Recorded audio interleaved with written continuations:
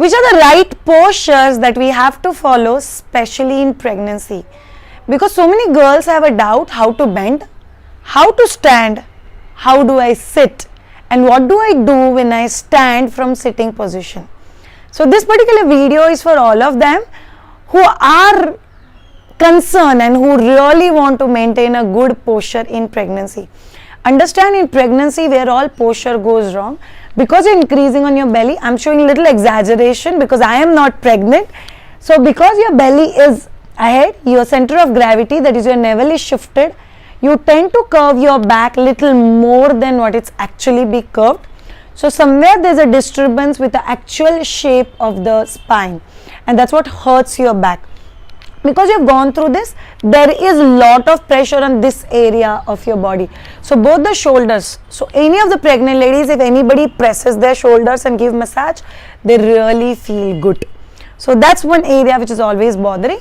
Because you are like this, your chin tends to protrude ahead of your nipple level, whereas chin should be always within the nipple levels. But because chin is protruding, you tend to lose out on your neck C shape. So C shape of your neck, and that's what makes your neck also pain. The second thing that's bothering somewhere is your knees. Because there is a lot of weight that's coming on your knees, it tend to put pressure on your knees, and you will feel a bit of strain on your knees, especially towards your third trimester. So these are the few corrections and these are the few postural changes which will make sure that you are comfortable carrying and going ahead in your pregnancy.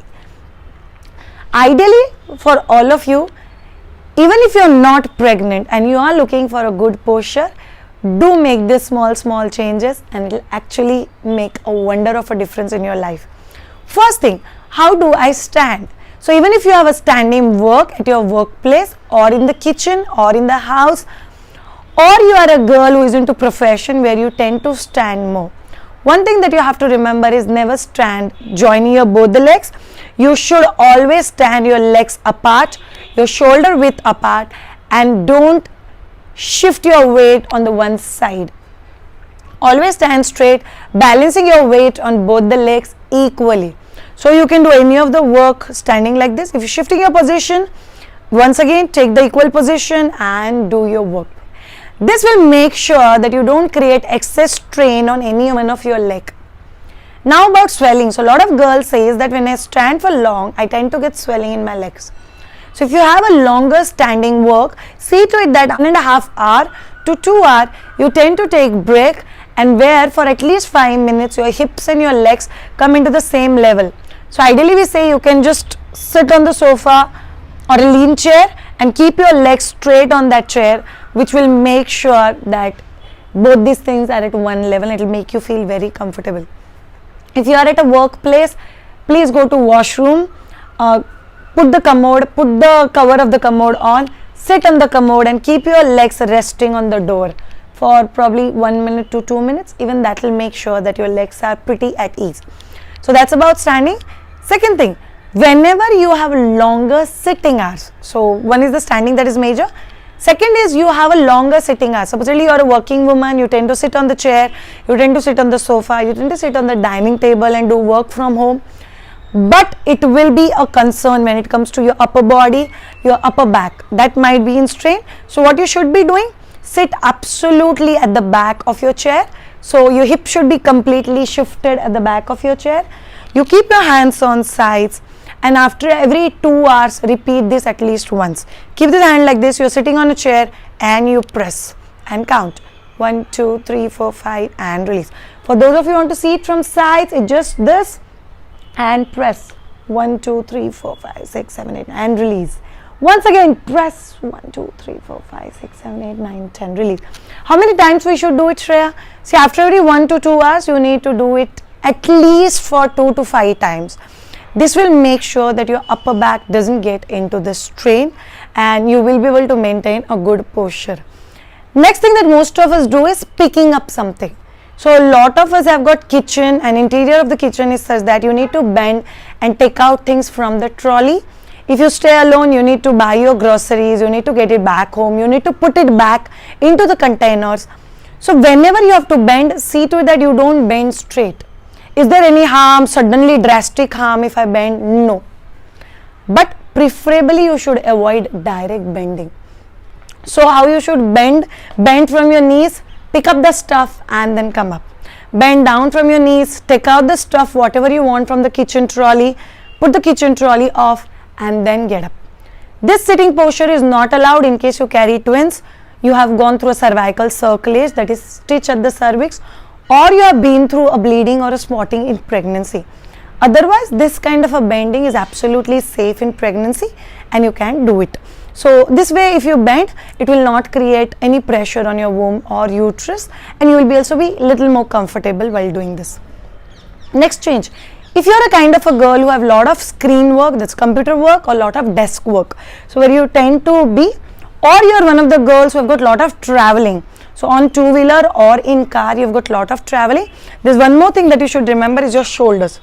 See, normally we are like this. Whenever you do any elongated work on desk or driving or driving a car or riding a bike, just see to it that you lift your shoulders slightly up. Just observe, it's this. Even if I have long hours and longer time in the kitchen, I'll make sure it's slightly raised and then I do my work. It's raised only to a level where a viewer should not even understand that I have raised my shoulder. So my shoulders are slightly raised while taking any of the sessions, any conduct, any antenatal program, but people don't realize that I'm standing in a posture which is a little different. Is because I make it a point that it's raised only till that level. So while driving, raise it a bit. While riding a two-wheeler, raise it a bit. While doing desk work, raise it a bit. And it's a consciousness. It will take a little time, but slowly and gradually it can become a habit. And if you keep it slightly raised, you will realize you don't build pressure around your shoulders. So that will actually help.